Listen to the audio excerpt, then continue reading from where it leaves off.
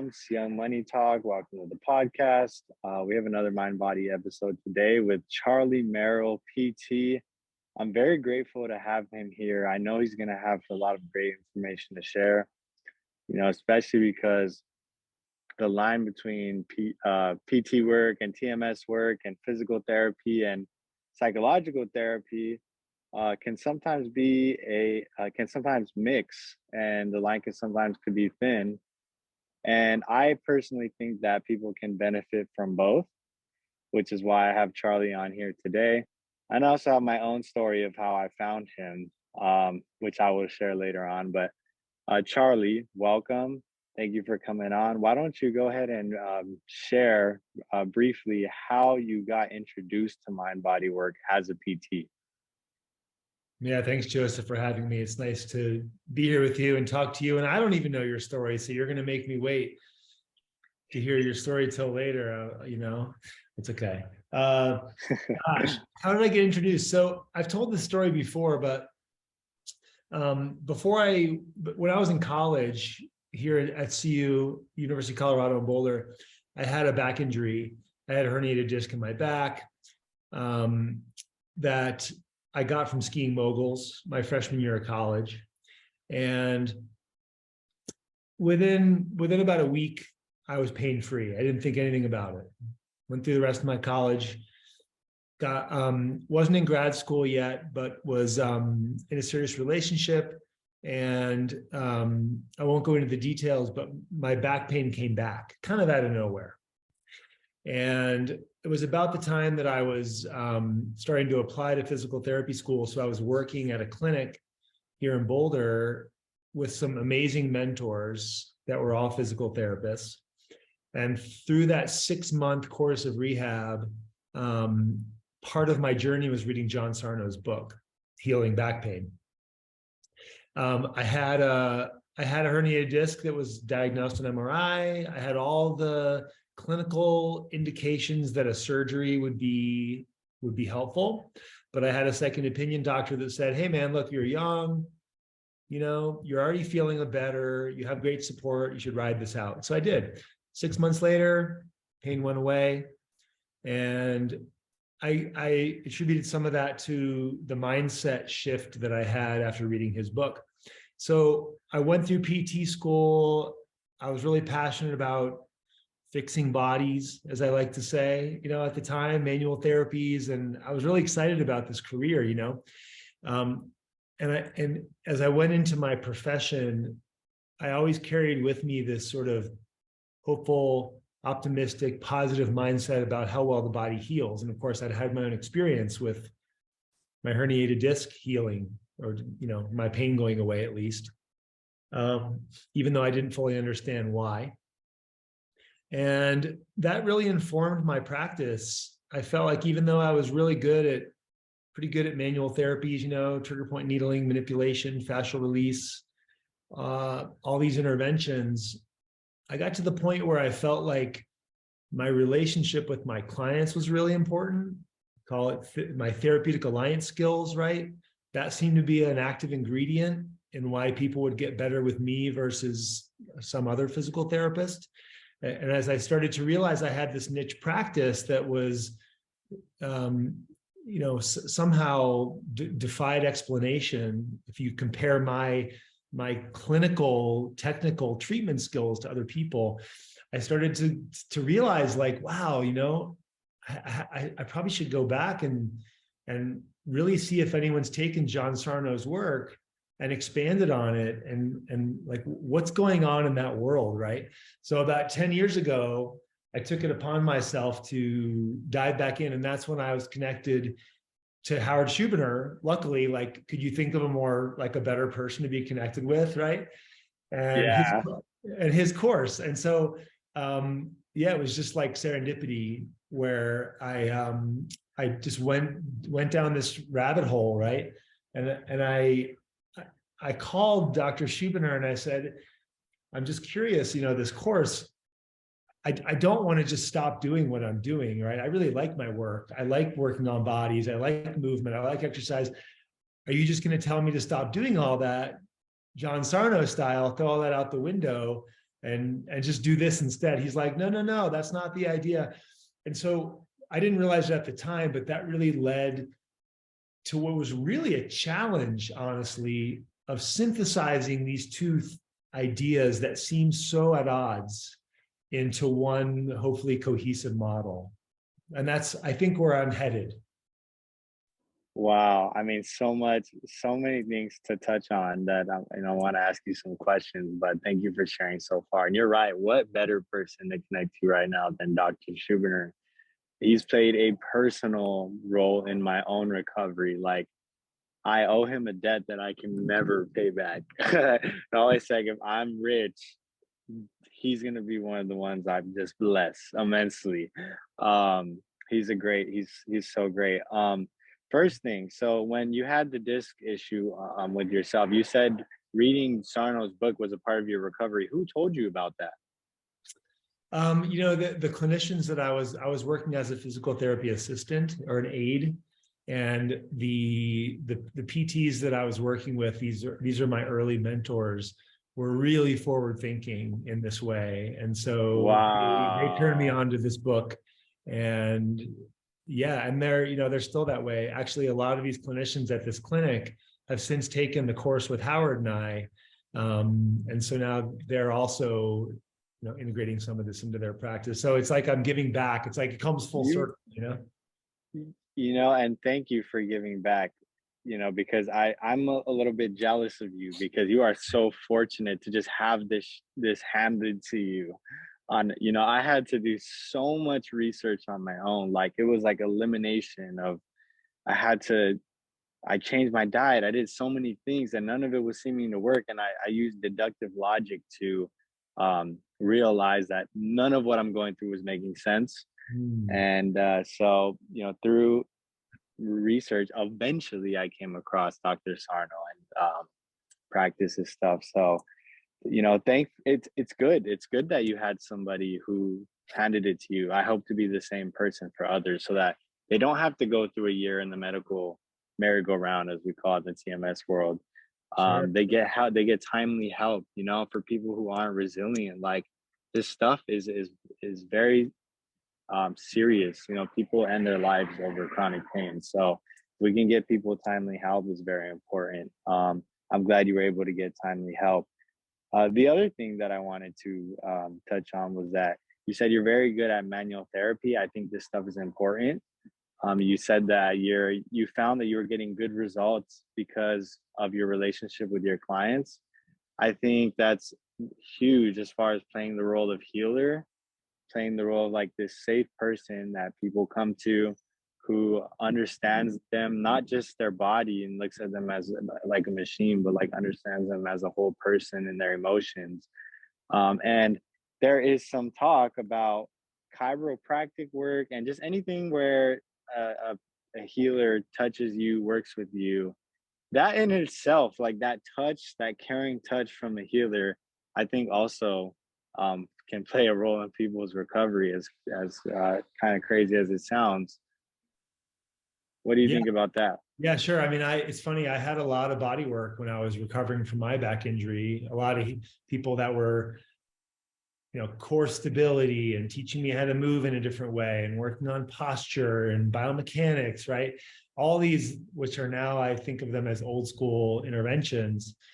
But at the time, they made me feel really safe, right? And even though these things haven't played out in the research to be as effective as we might have thought, or to work in the way we used to think they work, they were gave me a real sense of control and safety.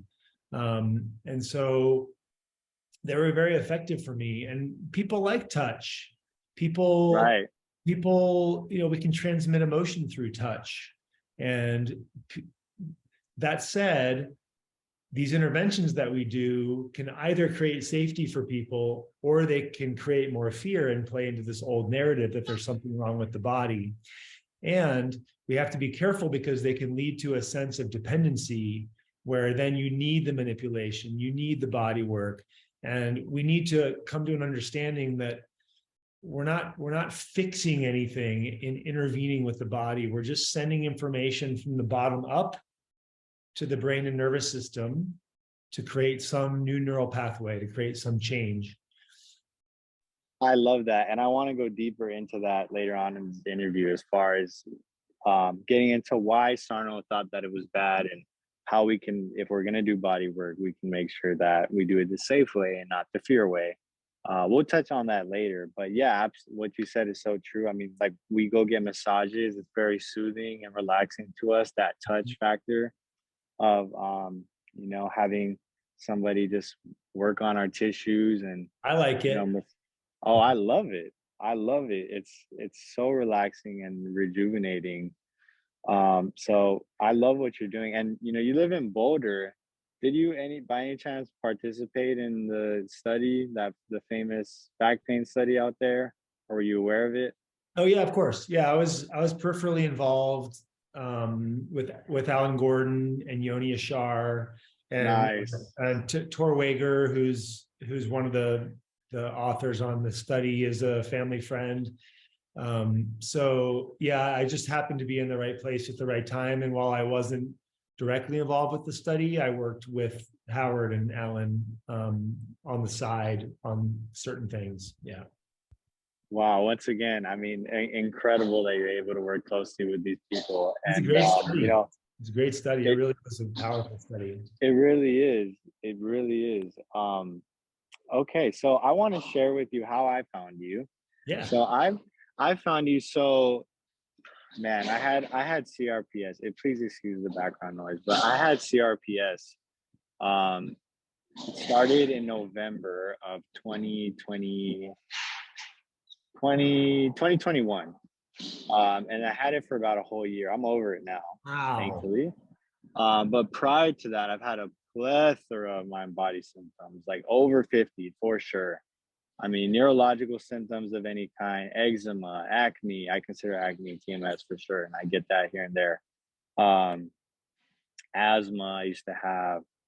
I used to get frequent colds all the time, which Sarno identified as the TMS thing, compromised immune system from stress. And in when was it?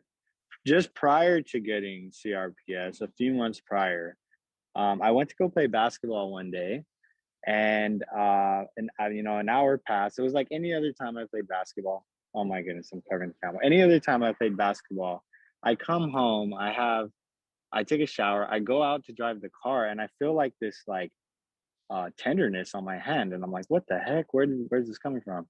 So I look down at my hand, and it's just red and swollen for no reason. Mhm. And I'm just like, oh my God, it's TMS. Like, I knew it was TMS because I didn't do anything. I played basketball 1,000 times. Nothing was different about this time. So whatever, I don't pay attention to it. It doesn't go. I mean, it goes away. Swelling goes down. Redness goes down. But then I'm left with like this weird lump in my palm, and I'm like, what the heck is this? If you can see it, it's gonna be right there. There's a little bit of like skin puckering right there. Yeah. I'm like, what the heck is this? This is like here to stay. It's not going away. Like, I'm not stressed anymore, but this thing is still here. It's not really affecting anything, but that's weird. So I go to the doctors and I get a diagnosis of Dupuytren's. I'm like, I'm young. I don't meet the criteria for these, for like, I probably have some European You're kind not a of descent, European but white guy. Yeah. no, I'm not at all. Like, I don't meet, Right. if I do have a European descent, it's like my great, great, great, great, great, great, great, like, Yeah. my grandfather, he's a very dark man, or he was, RIP. But yeah, I'm like, okay. So I'm like, Dupuytren's, is there anything I can do about this? I go on the internet and I find your video.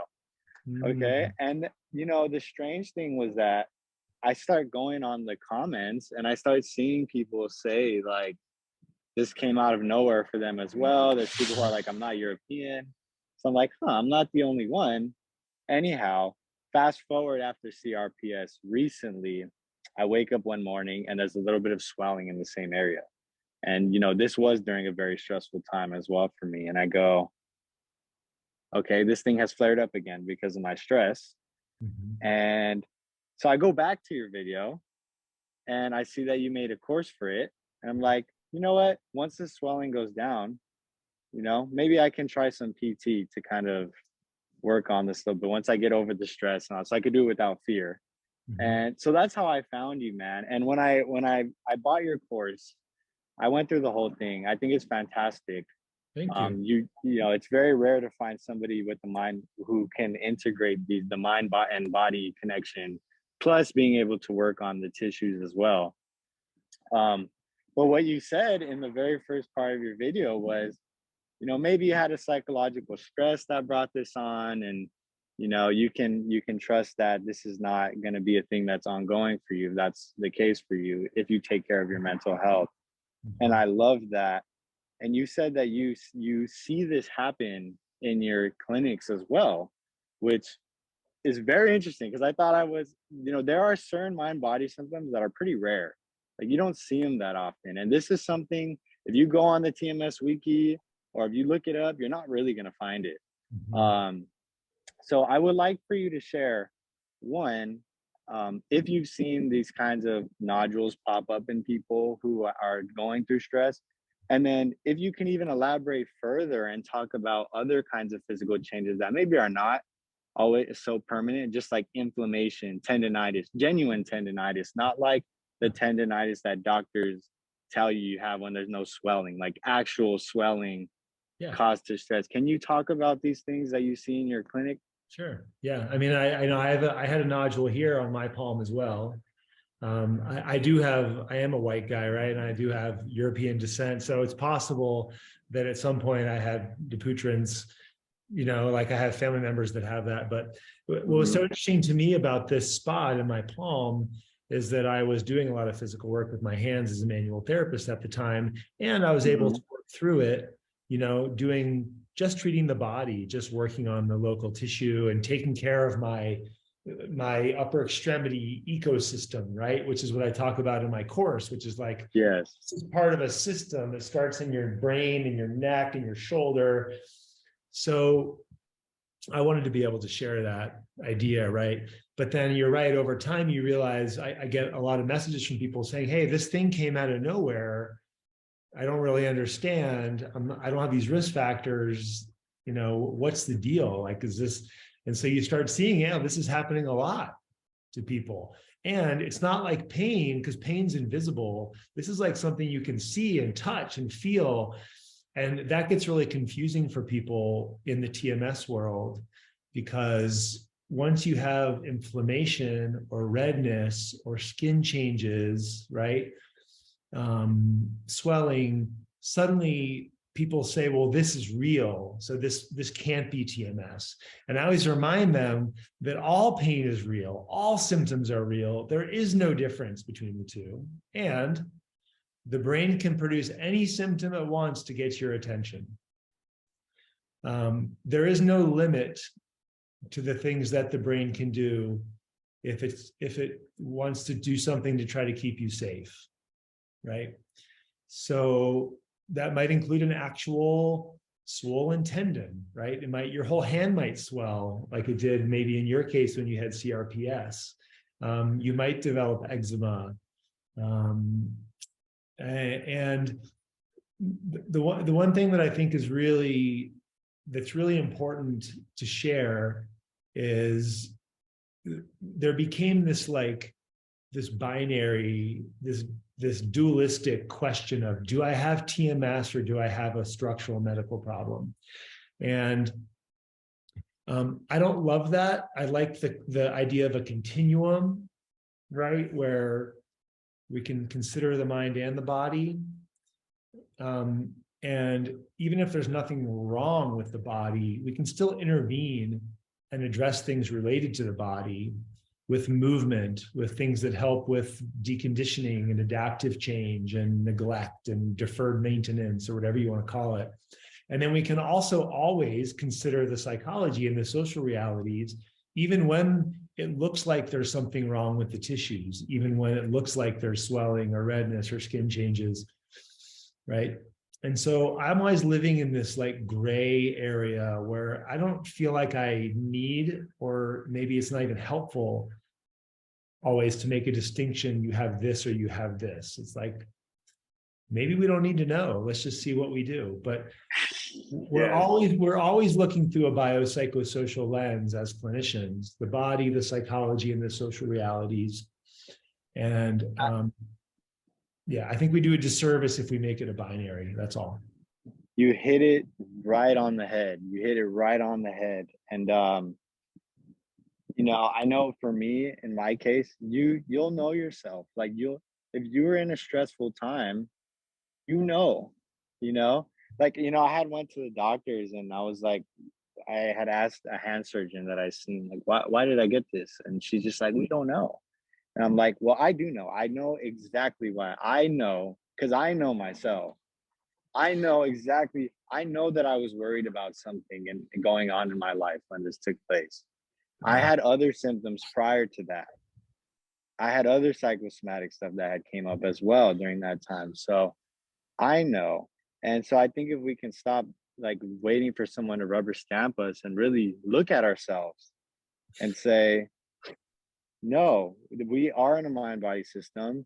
I Yeah. was going through this thing, and that gives you a little bit of control as opposed to like, this just happened out of nowhere. And, I'm a victim. And when we have practitioners like you, it's very helpful and validating to also say, hey, look, I see you. You're a human being. You have emotions. You live in a mind body system, and everything is connected. I Yeah, love what you said. it's a great point you make, and I love the word self healers. We're all self healers, and when I teach clinicians, I have to encourage them to flip the way they think, because we're taught to know the answers. We're taught to have all the answers and to be able to fix things. And when Howard and I teach, we tell them, you don't have any of the answers. You don't know anything about Joseph. Joseph has all the answers. So you need to work with him to figure out what the solution is, right? Which is in one way really relieving for clinicians, but really disorienting to go into a session not knowing. Yeah. I totally understand that because as a clinician, especially if you got the traditional training, you go from like this supposed supposed to be like all knowing diagnosis maker to now I have to actually hear this person out before I can say something for sure. Yeah, I think it's an opportunity, honestly. It's not, to me, it doesn't feel like work. It feels, it's one of my favorite parts about the process is really getting to know people, because it's just amazing the stories and that you hear. But I want to get back to your question about other symptoms, because these symptoms that people say are real, right? Like Mm-hmm. some of them are like the feeling of instability in a joint is a common one. A crepitus or friction or noise from a joint. People are like, oh, well, that's real. I can hear it. So there must be something wrong with the joint, right? Oh, Um, that's so common. I just had a friend tell me that, like, oh, I hear my knee pop. It's popping. yeah. Yeah. So, there are a lot of symptoms on that list where they're not invisible like pain is. And so it's easy to make that knee-jerk reaction that there's something wrong. But we know that the brain and nervous system, one way that it tries to get our attention is by increasing muscle tension. Another way is by taking away the power from a muscle to make it not weak. I don't call it weak, but it's like inhibited, like it loses.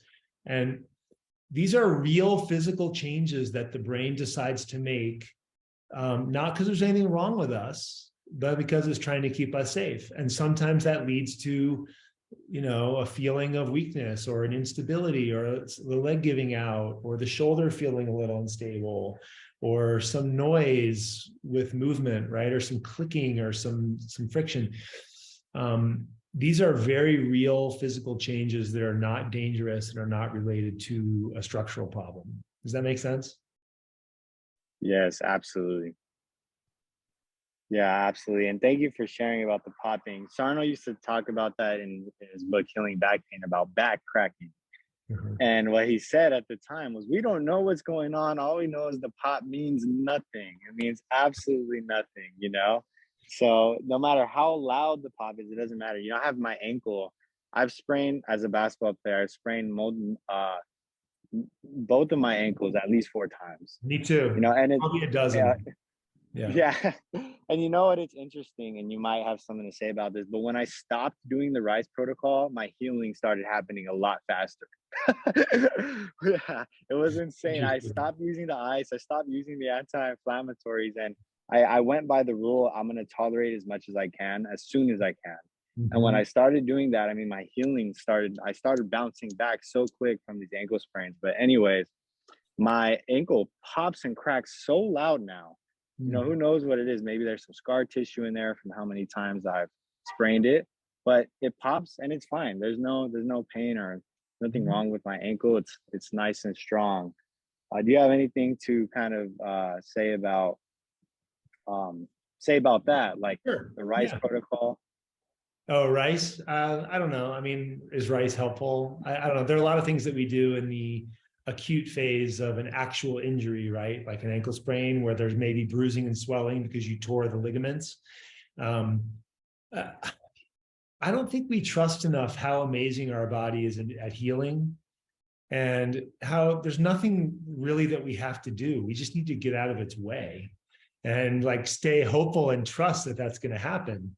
And I've seen this in the face of massive physical trauma, people coming back, not because they did rice, right? And they elevated and iced. I mean, there's a place for those things, but I think we as a society forget what an incredible organism we are, that we heal ourselves. We're not a car, we're not a computer, right? We're human beings, and there's something there that we need to honor and respect, I think, a little bit more than we do.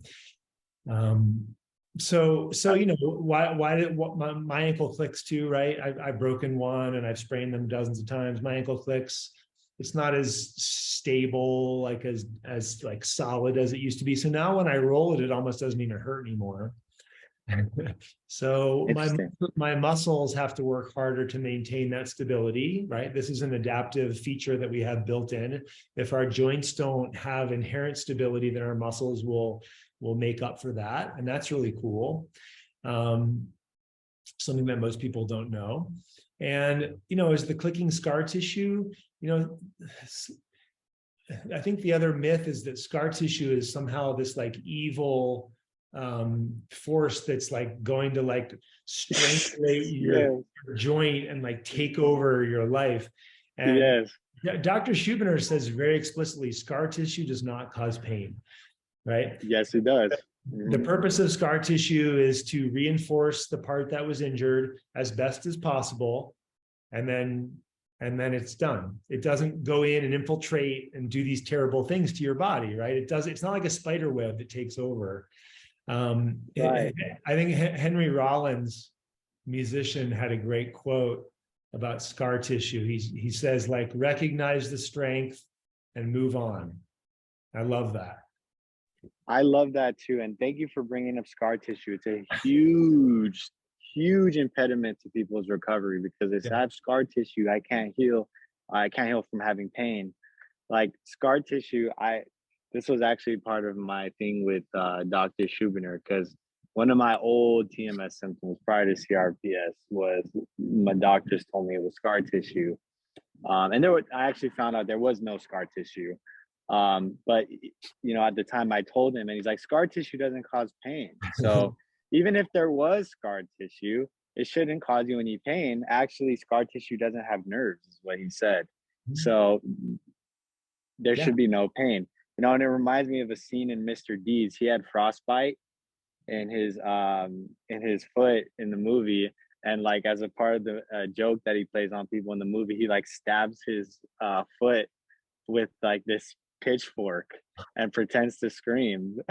But there's no, the nerves in his foot are dead. So with scar tissue, there should be no pain. And you know what, I've never had this cause me any pain. Once it healed, it's never kept me from doing anything. I've worked very physical jobs as a retail and in serving and stuff like that, and no pain. So you could take me as the proof. Their scar tissue should not and does not have to cause you pain once it's healed. Obviously, an acute injury is going to cause pain.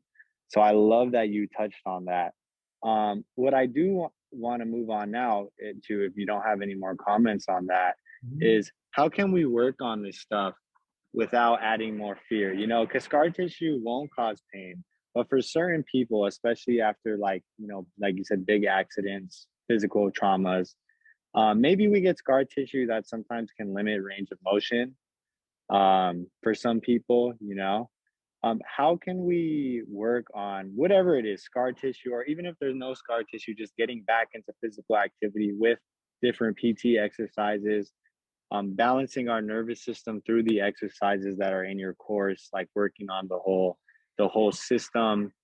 How can we do that without adding more fear and actually making it worse, which is what Sarno wanted to avoid when he said no physical therapy at all. We know now that you can do it, but how do we do that without making ourselves worse?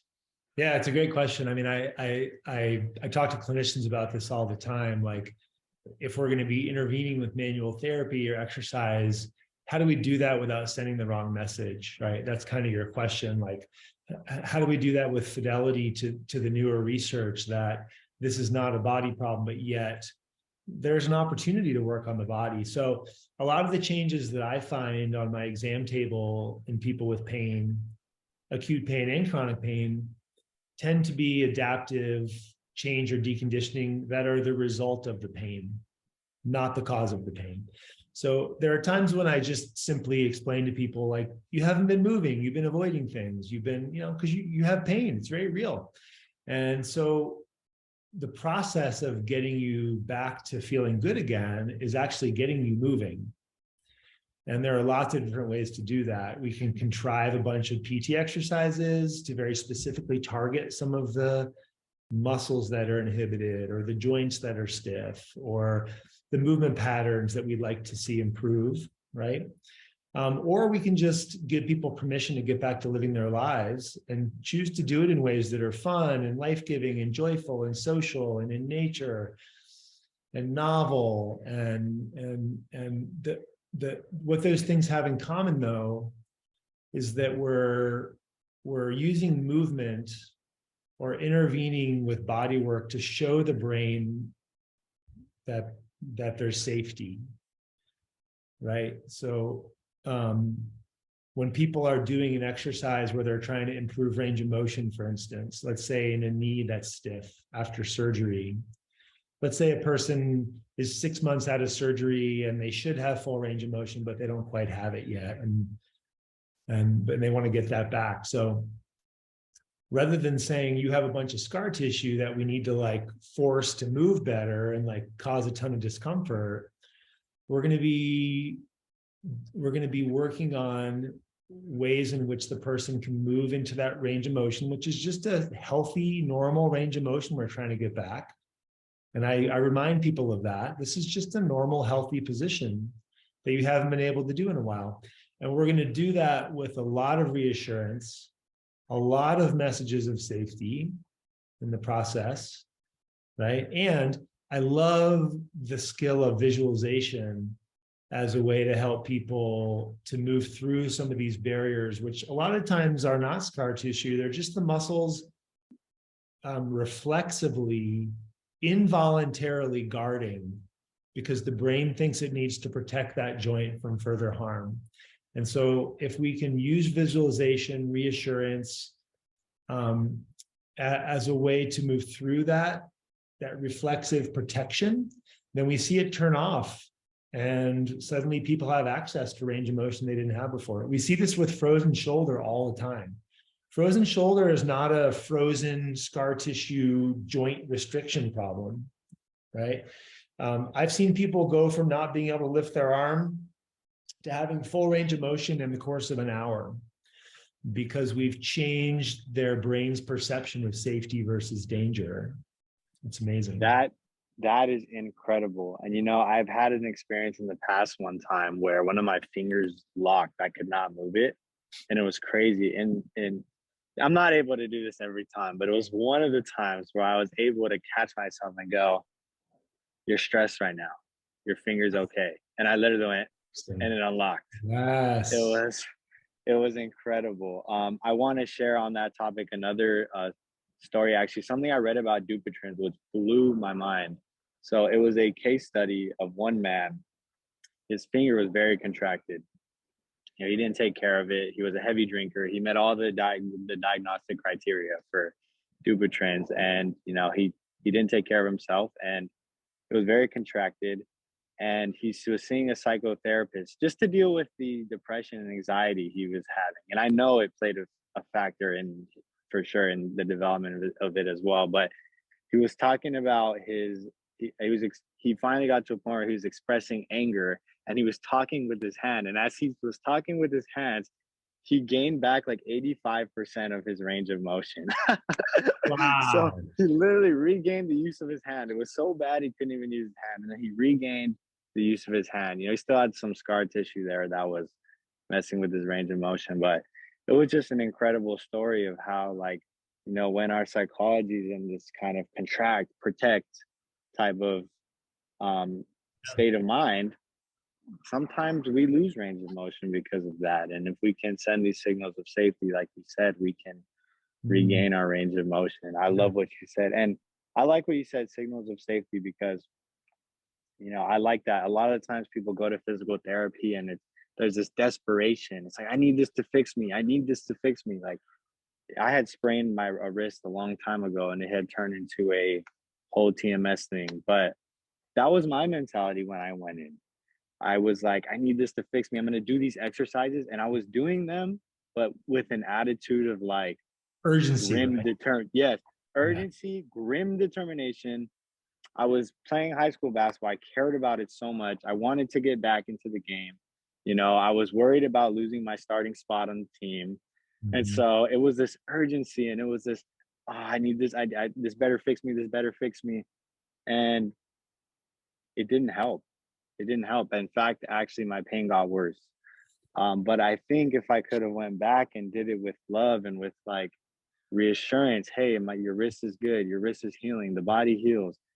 We're doing this because we care about ourselves, not because we need to be fixed or we're broken or whatever. I think things could have had a much better outcome. So Yeah, that was well thank said. you for sharing. Yeah, that was well said. Yeah, I think it's interesting to Dupuytren's, your hand's trying to go into a fist. Like, doesn't that by definition sort of signal anger? Like your hands wanting to punch something, let's say. And you wonder if this guy that got like 80% of his range, if he did some like basic mobility work, maybe he'd even get back the rest, right? Maybe he'd be able to restore normal mobility if he works on the whole system. Who knows? Yeah, well, I mean, we'll never know because that condition has never been studied in that way before, right? But I have a buddy who has a something called Peyronie's disease, who has actually like almost entirely reversed it, and he's one of the only people I know. So, Amazing. and Amazing. he's gone into spiritual work and stuff like that, and he's also done the body work too, which is all kinds of stretching modalities and stuff for Peyronie's, but he did it, no surgery, nothing like that. And he's somebody who meets all the diagnostic criteria, runs in his family, all of that. So he has had all the odds against him, Yeah, and still he's been able to recover. So incredible. in it's absolutely fascinating. The I also wanted to share with you that in PT work, um,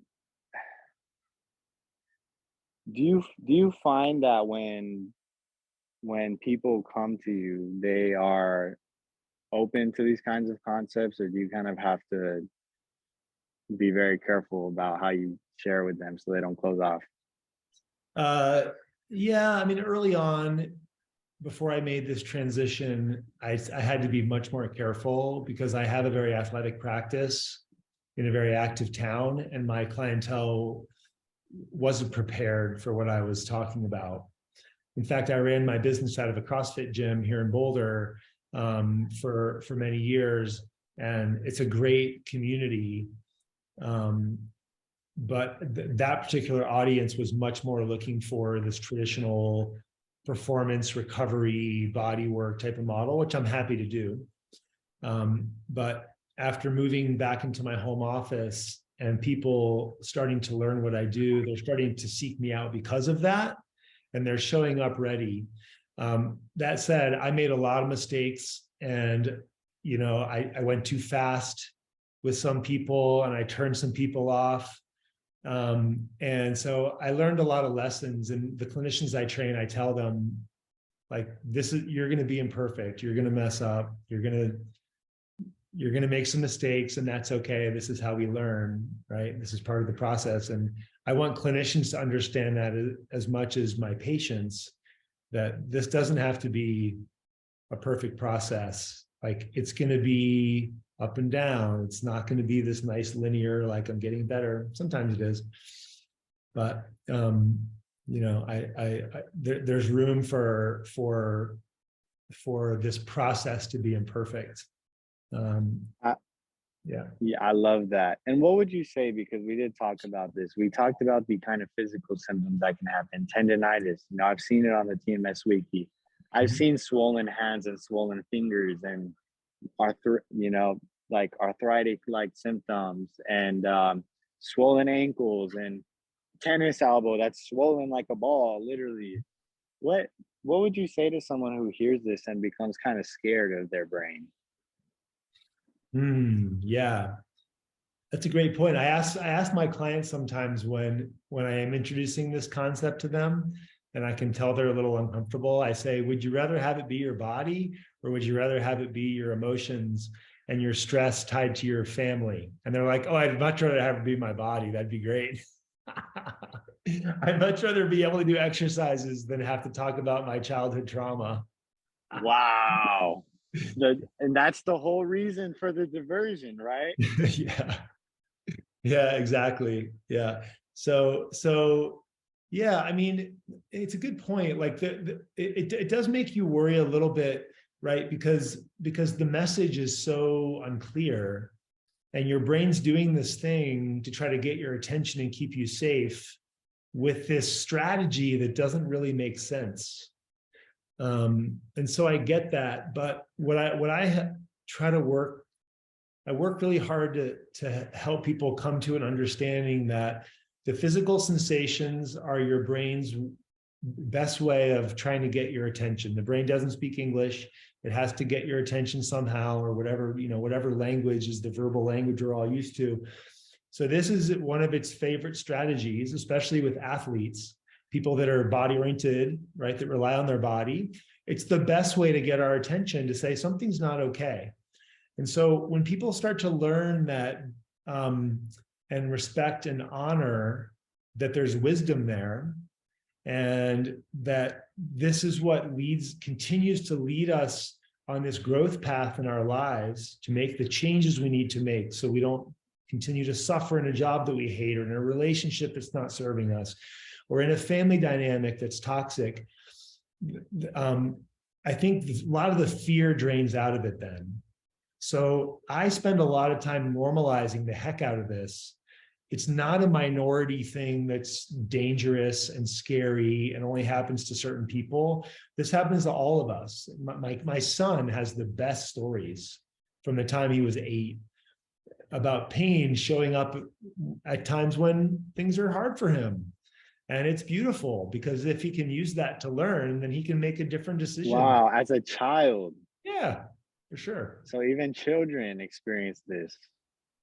You probably haven't heard the story of my son and his hip pain, but I don't know, maybe that's topic, maybe that's for another day. But I think it's wow. I think it's just to say, like, to normalize that this happens to everyone. And this is not like some obscure, weird diagnosis that only happens to certain people. It's just part of the human condition. And you've probably heard me say this. Yes. That's how I reduce fear around the phenomenon as best I can. I love that. Yeah, I love that. And yeah, looking at our brain as a protector, not like this self-punishment. Sarno talked about that. Freud looked at the brain as like this self-punishing type of thing. We know now, I've seen enough evidence. It's a protector. It's not trying to punish you. It's not trying to do any of that. It's just trying to keep you safe. And we need to do the best job that we can to tell it that we are safe so that it can buy in and believe us. And I like, you did that in your course. Like you said it over and over, like, this is normal. This is normal. Don't freak out. Like, it's okay. Like, scar tissue is not this evil monster. If you're somebody who's kind of experienced something like that, TMS is not this evil monster. It's a part of being a human being when you're not managing your stress well, or like you said, your brain's trying to tell you there's something about the way that you're living that's creating a lot of stress for you. And you can address that. And when you address that, everything else follows. Charlie, I just really, I really appreciate your time coming on here today and talking about these topics. Before we go ahead and wrap up, is there anything else that you wanted to share about any particular topic of importance? And it's okay if it's a long one, 10, 15 minutes, but anything that you've just been really wanting to share for people? Oh man, there's so much to talk about. I think a couple things. One, because you asked about certain diagnoses.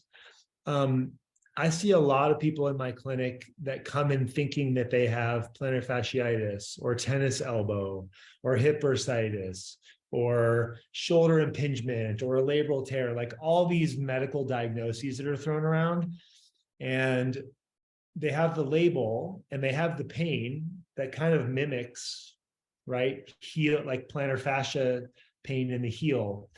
But the objective findings don't add up. They don't match what you'd see in someone with a structural injury. And so because I live in this world of these orthopedic medical diagnoses, I just like people to know this isn't just fibromyalgia and chronic fatigue and migraines and irritable bowel syndrome. This is all of the diagnoses you've ever heard of in athletes can be due to the brain and nervous system most of the time, not structural problems. Right. And you know what? I do want to bring this up. I'm so glad I remembered, because I feel so. Two things I want to mention. One is actually my good, I consider him a friend, Dr. Dan Ratner, talks about how Usain Bolt injured himself after his first loss ever. So after he lost his first race ever was when I believe he tore his Achilles. So you have that. I'm remembering something else. Kobe Bryant's Achilles tear.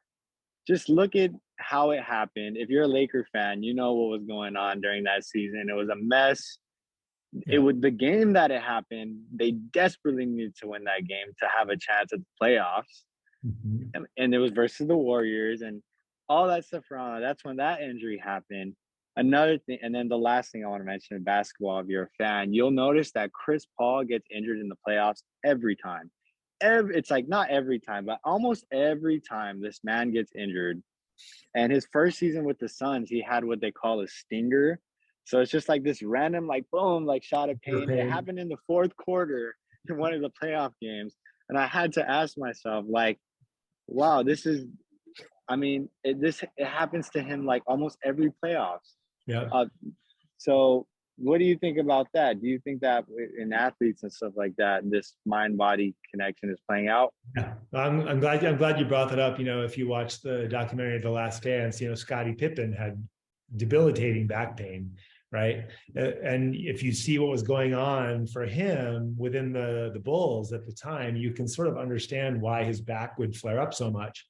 And nobody's telling him that he needs to work on his emotions and his psychology. The trainers are trying to keep him going with body work. Too bad, right? What a missed opportunity. So I have two thoughts there. One, it's scary to think that your brain can make a decision, your brain and nervous system can make a decision to cause a real structural injury like an Achilles rupture, right? Or an ankle sprain or a shoulder dislocation, like a real injury to get your attention. So I don't know that we need to talk about that too much, although I have my own beliefs about this phenomenon. And I've talked to so many athletes about the gift of injury like athletes will have a real injury that really threatens their career. And then, Roger Federer was a great example of this, came back after his shoulder injury and was better than he'd been his whole career, right? Had his best season ever. So something about that for him, he really needed that break. He needed to stoke the fire. He needed to find the motivation to come back and be Roger Federer at the end of his career. Yeah, that's incredible. And yeah, I think that also takes away some fear, just knowing that like we have the power to recover. And you hear a lot of things about, oh, people never come back the same. Well, like Roger Federer is a good example of that not being the case. He came back and he came back better. Yeah. And even this whole people don't come back the same. I just want to throw it out there. Hines Ward played his whole career without an ACL. So if you didn't know that, Hines Ward, Steelers legend, tore his ACL as a child, never got it repaired, and played a whole NFL Hall of Fame career without an ACL. So there's a lot of research now. There's a lot of research now about the ACL reconstruction surgery that we're starting to see that the ACL can actually heal itself and doesn't need to be time. Oh, see, there's endless rabbit holes, Charlie, and we can be talking on here for hours. Perhaps I'll have you back on and we can go even deeper into this stuff. But I really appreciate your time, man. Thank you for sharing everything that you've shared. I think the overarching thing here is that when we take care of our mind and we take care of our nervous system and we live a lifestyle that that creates and cultivates safety and play and connection with others, that the body is strong. The body's very strong. And we can bounce back from like anything. Yeah. And the body work is just supportive of that. We can incorporate the body work to just support sending those signals of safety and cultivating a lifestyle of safety. To leave off, Charlie, I want you to let people know how they can reach out to you. What do you offer? Do you do virtual sessions with people? Go ahead and share all that. Go ahead and market yourself. Okay, I have one more story though before we do that. Share. Go. So I just this one client who I saw before he was headed into surgery, he had a terrible injury where he got hit with a boat motor and had to have his leg reconstructed. And I saw him very early. And like the John Sarno book did for me, my message to him was, the body's amazing at healing. You're going to do great. You have an incredible surgeon. He had 3 surgeries to reconstruct his leg. And I just saw him at a New Year's party and he was dancing and back on his leg. And it's such a great example of how, and he told me, he's like, I took that message of hope through the whole process. And I always trusted that I was going to heal and I was going to be okay. And there he was. So I'd love to share with people how amazing the body is at healing, even when they have a real injury. But one point that not enough people talk about in the TMS world is that we need to be catching this early. People talk about acute pain by definition being a structural problem and injury, and it's not. Acute means the pain just started. Yes. And all chronic pain starts somewhere. And yes. it doesn't always start with an injury. Most of the time, even though the pain just started, it's not because you're injured. And this message needs to be put out into the world in a massive way. Yes. If like you're saying, you're so wise now, right? And you have so many skills yourself to be able to see this in your body early and to intervene on your own behalf. That's what I want people to be able to do. So yes, I see clients virtually as a pain coach. I see people in person here in Boulder as a physical therapist. I have a course for clinicians that I teach with Dr. Howard Schubiner that I think is a transformational course for body-oriented clinicians that are ready to make this leap beyond just educating people about pain science, which we know isn't as effective as you and I know it can be. And then I'm just creating right now a course for athletes. And it'll include a lot of the things that you and I talked about around these big ideas around sports and athletics, and even touches on identity but it's all the same strategies, and the athletes aren't hearing this message enough, I don't think so. Well, no, they're not, because we look at, there's stories like Derrick Rose and stuff like that, and we just kind of just pin everything on what stories like that. But who Derrick Rose doesn't have a Charlie Merrill in his life. He doesn't he doesn't have a Dr. Schubiner. He doesn't have a Dr. Dan Ratton, psychologist. So, Or a you Joseph know, Vargas. or a Joe, Don't thank you sell so much. yourself short. Yeah, thank you so much. Yeah. And so, my wish for you is that you continue to do well in your work, Charlie. You continue to help people, and we'll keep in touch. We'll probably have you back on at some point. Other than that, I just once again thank you so much, and you have a great rest of your day, man. Thank you for your important work. I really appreciate you creating this space to be able to talk about it and sharing so vulnerably. And yeah, I really appreciate the opportunity. Thanks.